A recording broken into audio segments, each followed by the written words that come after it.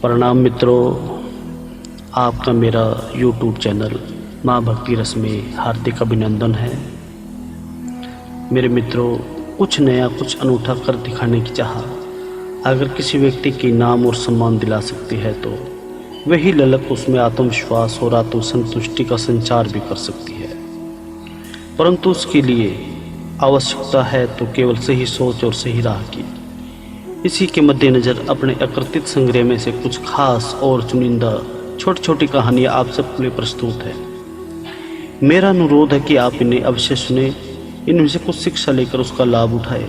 आशा है ये प्रेरणात्मक और प्रसंग प्रेरणा स्रोत बनकर आपका मार्गदर्शन करेंगे और आपके जीवन को सफल बनाने में आवश्यक सहायक सिद्ध होंगे, क्योंकि आपका सहयोग ही मेरी गतिशीलता, प्रोत्साहन, सफलता का बीज मंत्र है, जिसके लिए मैं सदैव आपका आभारी रहूँगा। मेरे मित्रों, आज मैं आपको एक छोटी सी कहानी सुनाऊंगा। इस कहानी में आपको बहुत ज्ञान के मोती मिलेंगे और जिन्हें आप अपने जीवन में धारण कर बहुत लाभ कमा सकते हैं। एक बार शरावस्ती के राजा विदर्भ ने कपिलवस्तु पर आक्रमण कर दिया। कपिलवस्तु की सेना को तैयारी का अवसर ही नहीं मिला और राजा को राज्य छोड़कर भागना पड़ा। राजधानी में घुसकर राजा विदर्भ और उसके सैनिकों ने लूटपाट आरंभ कर दी। प्रजा त्राही त्राही कर उठी। उस समय कपिलवस्तु में संत महानाम रहते थे। उनसे प्रजा का दुख देखा नहीं गया। विदर्भ उनका शिष्य रह चुका था। अंततः वे राजा विदर्भ के पास पहुंचे और कहा, राजन, मैं आपसे प्रजा के प्राण और माल की रक्षा की भीख मांगने आया हूँ।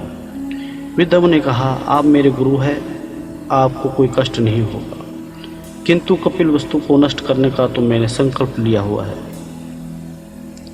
महानाम बोले, राजन, तुम्हें याद होगा कि तुम गुरु दक्षिणा में मुझे कुछ देना चाहते थे और मैंने कहा था कि फिर कभी लूँगा।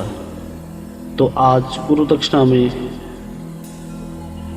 मैं आपसे प्रजा की सुरक्षा मांगता हूँ। राजा ने कहा, क्या ऐसा कोई मार्ग है जिससे आपको गुरु दक्षिणा मिले और मेरा संकल्प भी पूर्ण हो? संत बोले, आप ही मार्ग बता दें। राजा ने कहा, आप सामने वाले सरोवर में गोता लगाइए। जितनी देर इसके भीतर रहेंगे ये लूटपाट उतनी ही देर बंद रहेगी, मगर आपके बाहर आते ही ये फिर दोबारा शुरू हो जाएगी। राजा की बात मानकर संत सरोवर में उतरे और उन्होंने सरोवर के तल में पहुंचकर सरोवर के बीच स्थित स्तंभ से स्वयं को बांध लिया। काफ़ी देर बाद जब संत बाहर नहीं निकले तो राजा ने गोताखोरों को तालाब के अंदर उतारा। गोताखोरों ने संत को उस स्तंभ के साथ बंधा हुआ देखा और उनकी मृत शरीर को खोल कर लाए। ये देखकर विदर्भ को बहुत दुख हुआ और उन्हें अपनी गलती का एहसास हुआ। फिर वे वहाँ से चले गए। सार है, कभी कभी लक्ष्य की प्राप्ति के लिए आत्म बलिदान के लिए भी तत्पर रहना चाहिए। आत्मोत्सर्ग दूसरों को प्रेरणा देता है। तो इसलिए मित्रों, हमेशा अपने स्वार्थ अनुसार ही आपको कार्य नहीं करना चाहिए। कभी कभी आपको दूसरे की भलाई के लिए, प्रजा की भलाई के लिए, समाज की भलाई के लिए भी काम करने चाहिए, क्योंकि अगर आप समाज की भलाई के लिए कार्य करेंगे तो भगवान आपको देखेगा, आपका भाग्य वैसे ही चमक उठेगा। इसलिए आज आप मेरे साथ इस कहानी के द्वारा बने रहे। आपका बहुत बहुत धन्यवाद। अगर आपको मेरी ये कहानी पसंद आई हो तो आप मेरी वीडियो को लाइक करें और मेरे चैनल को सब्सक्राइब करें। आपका बहुत बहुत धन्यवाद। जय श्री राम मित्रों।